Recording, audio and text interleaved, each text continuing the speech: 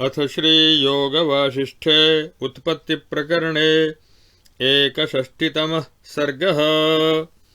श्रीराम उवाच अहं जगदिति भ्रान्तिः परस्मात् कारणं विना यथोदेति तथा ब्रह्मन् भूयः कथय साधु मे।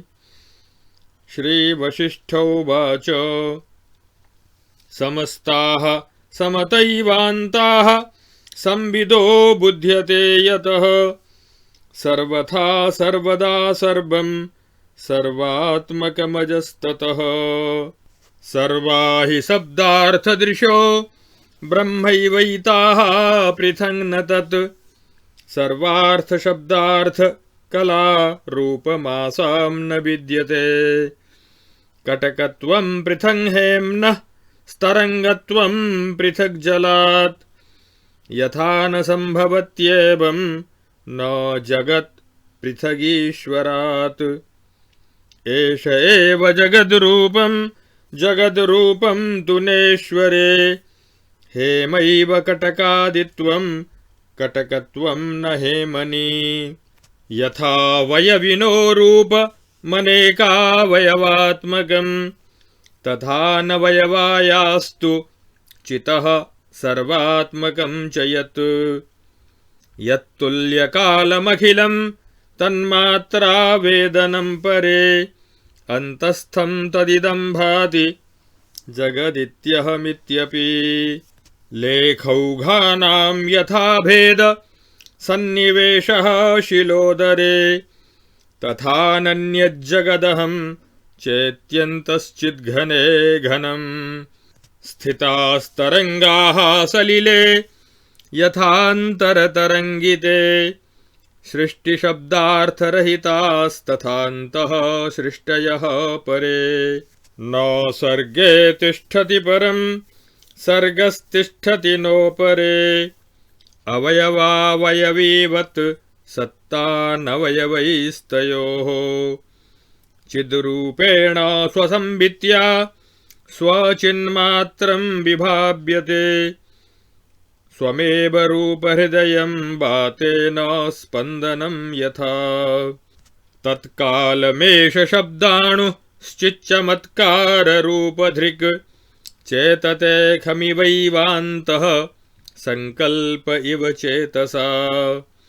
तदेवानिलतां वेत्ति निजसत्तात्मिकां स्वयम् अन्तर्गतस्पर्शरसां पवनस्पन्दतामिव।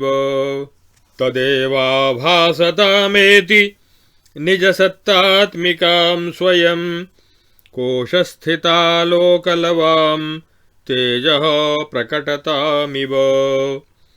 तदेवं जलतां याति निजसत्तात्मिकां स्वयं अन्तःस्थितास्वादलवां सलिलं द्रवतामिव। तदेदावनितां वेत्ति स्वचित्तैकात्मतामयीम् अन्तःस्थगन्धतन्मात्रामुर्वीस्थैर्यकलामिव। तुल्यकालनिमेषांश लक्षभागप्रतीति यत् निजं विदः प्रकचनं तत्सर्गौघपरम्परा। शुद्धं सकृत्प्रभातान्तर्दृश्यमध्यमनामयम् उदयास्तमयोन्मुक्तं ब्रह्म तिष्ठत्यनिष्ठितम्। बुद्धं सदपवर्गं तत् ससर्गमपि सत्समम् अबुद्धं सर्गरूपात्म विसर्गमपि तत्सदा। चिद्ब्रह्म यदि यथा येन बुध्यते स्वात्मनात्मनि तत्तथानुभवति सर्वं सर्वाङ्गशक्तिमत्। तत्सत्यं चिद्विलासत्वान्नित्यानुभवरूपतः तदसत्यं मनः षष्ठात् सर्वाख्यानिगतं यतः। यथैतत्सरणं वायौ तथा सर्गः स्थितः परे असत्कल्पेऽपि संकल्पः सत्ये सत्य इवापि च अन्यरूपा यथानन्या तेजस्यालोकतोदरे तथा ब्रह्मणि विश्वश्रीः सत्या सत्यात्मिका चिति अनुत्कीर्णा यथा पंके पुत्रिका चाथ दारुणी यथा वर्णामशी कल्के तथा सर्गाः स्थिताः परे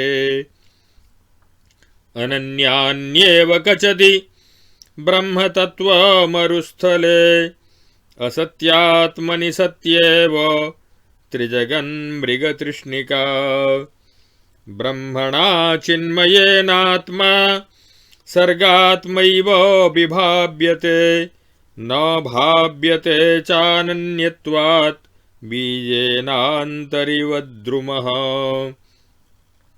यथा क्षीरस्य माधुर्यं तीक्ष्णत्वं मरीचस्य च द्रवत्वं पयसश्चैव स्पन्दनं पवनस्य च स्थितोऽनन्यो यथान्यः सन् नास्ति तत्र तथात्मनि सर्गो निर्गलचिद्रूपः परमात्मात्मरूपभृत् कचनं ब्रह्मरत्नस्य जगदित्येव यत्स्थितं तदकारणकं यस्मात् तेन न व्यतिरिच्यते वासनाचित्तजीवादि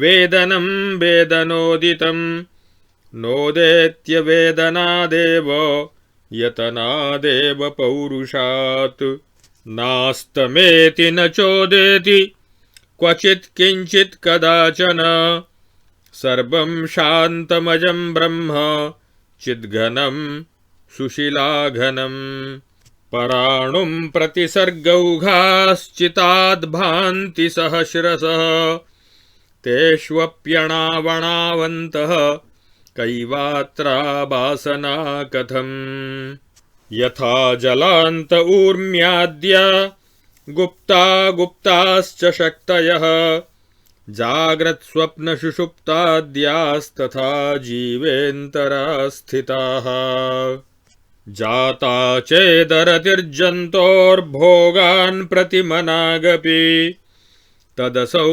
तावतैवोच्चैः पदं प्राप्त इति श्रुतिः यतो यतो विरज्यते ततस्ततो विमुच्यते अतोऽहमित्यसंविदन् क एति जन्म संविदम् चितिं परापरामजा मरूपिकामनामिकां चराचराधरामयीं विदन्ति ये जयन्ति ते परे चितिः स्वप्रकटा द्वितीया स्वावर्तलेखेव जले द्रवान्तः साहं तयेमानि जगन्ति धत्ते न सन्ति नासन्ति परात्मकानि अहं मयि पद्मजभावनाचित् संकल्पभेदाद्वितनोति विश्वम् अन्तर्मुखैवानुभवन्त्यनन्त निमेषकोट्यंशविधौ युगान्तम् इत्यार्षे श्रीवासिष्ठमहारामायणे उत्पत्तिप्रकरणे लीलोपाख्याने जगत्स्वरूपवर्णनं नाम 61तमः सर्गः। अब इस 61वें सर्ग में सृष्टि की असत्यता तथा सबकी ब्रह्मरूपता का प्रतिपादन किया गया है। श्री वशिष्ठ जी कहते हैं, रघुनंदन, ज्ञानवान पुरुष सब प्रकार की सारी भ्रांतियों को सच्चिदानंद घन परमात्मा के ही अंदर सदा स्थित जानता है। इसलिए वास्तव में सब सर्वस्वरूप अजन्मा परमात्मा ही है। इस तरह परब्रह्म परमात्मा की सर्वरूपता ही उसकी समता है। शब्दों और अर्थों का सारा ज्ञान ब्रह्म ही है। ब्रह्म से भिन्न नहीं। जैसे कंगन का रूप सुवर्ण से और तरंग की सत्ता जल से कभी पृथक नहीं हो सकती, उसी प्रकार जगत परमेश्वर से भिन्न नहीं है। हरिरेव जगत जगदेव हरिः हरितो जगतो नहीं भिन्न तनुः। यह ईश्वर ही जगत रूप है। ईश्वर में उससे पृथक जगत का रूप नहीं है। सोना ही कंगन आदि के रूप में उपलब्ध होता है। सोने में कंगन की पृथक सत्ता नहीं है। जैसे स्फटिक शिला के भीतर भेद न होने पर भी उसमें प्रतिबिंबित बन की पंक्तियों का भेदपूर्वक समावेश प्रतीत होता है। प्रतिबिंबित वस्तुएं अपनी आधारभूत शिला से भिन्न न होने पर भी जैसे भिन्न जैसी प्रतीत होती हैं, उसी प्रकार सच्चिदानंद घन परब्रह्म में अभिन्न रूप से स्थित जगत और अहम की अज्ञान के कारण भेद युक्त प्रतीति होती है। अथवा जैसे शिल्पी शिला को खोदकर उसमें विभिन्न मूर्तियों का निर्माण करता है, वे मूर्तियां उस शिला से भिन्न न होने पर भी भ्रमवश भिन्न सी जान पड़ती हैं। उसी प्रकार मन रूपी शिल्पी ने चिद्घन परमात्मा में जिस जगत और अहम की कल्पना की है वह उससे भिन्न नहीं है, तथापि अज्ञानवश भेद की प्रतीति होती है। वास्तव में वह चिद्घन रूप ही है। जैसे तरंग शून्य जल के भीतर तरंगें स्थित हैं, उसी प्रकार परब्रह्म परमात्मा में सृष्टि शब्दार्थ से शून्य सृष्टियां स्थित हैं। वास्तव में न तो सृष्टि में परब्रह्म है और न परब्रह्म में सृष्टि ही है। जैसे वायु अपने में ही स्पंद की कल्पना करती है, उसी प्रकार परमार्थ चिन्मय ब्रह्म अपनी ज्ञान वृत्ति से अपने ही गूढ़ स्वरूप को प्रपंच के रूप में अभिव्यक्त कर देता है। वास्तव में वह उसका अपना चिन्मय स्वरूप ही होता है। शब्द तन्मात्रा जो पहले अपने कारण में लीन थी, सर्वशक्तिमयी माया के चमत्कार से युक्त रूप को धारण करके चित्त से अंतःकरण में उठने वाले संकल्प की भांति जब चिन्मय आकाश के समान स्फुरित होती है, तब उसी को आकाश का आविर्भाव कहते हैं। वही आकाश भाव को प्राप्त हुआ ब्रह्म ही स्वयं अपने में अपनी ही सत्ता रूप वायु भाव का अनुभव करता है। जिसके भीतर स्पर्श तन्मात्रा का संस्कार उद्बुद्ध होता है, उसकी अनुभूति वैसी ही है जैसे पवन अपने में स्पंदन का अनुभव करता है। वायु भाव को प्राप्त हुआ ब्रह्म ही स्वयं अपने में अपनी ही सत्ता रूप प्रकाश भाव का अनुभव करता है। जिसके भीतर रूप तन्मात्रा का संस्कार उद्बुद्ध होता है, उसकी यह अनुभूति वैसी ही है जैसे तेज प्राकट्य का अनुभव करता है। वह तेजोमय ब्रह्म ही स्वयं अपने में अपनी ही सत्ता रूप जल भाव का अनुभव करता है। जिसके भीतर रस तन्मात्रा का संस्कार उद्बुद्ध होता है, उसकी यह अनुभूति वैसी ही है जैसे जल अपनी द्रवता का अनुभव करता है। वह जल रूपता को प्राप्त हुआ ब्रह्म ही अपने चित्त से अभिन्न रूप पृथ्वी भाव का अनुभव करता है। जिसके भीतर गंध तन्मात्रा स्थित होती है, उसकी यह अनुभूति भी वैसी ही है जैसे पृथ्वी अपने में स्थैर्य कला का अनुभव करती है। जो नित्य एक रस प्रकाश से युक्त है, सृष्टि और प्रलय जिसके भीतर हैं, जो जन्म और विनाश से रहित, रोग शोक से शून्य तथा शुद्ध है, वह ब्रह्म बिना किसी आधार के अपने आप में ही स्थित है। उस परमार्थ सत्य वस्तु परब्रह्म परमात्मा का यथार्थ ज्ञान होने पर परम गति रूप मोक्ष प्राप्त हो जाता है। उक्त परमार्थ वस्तु सृष्टि युक्त होने पर भी सर्वथा सम विषमता से रहित ही है।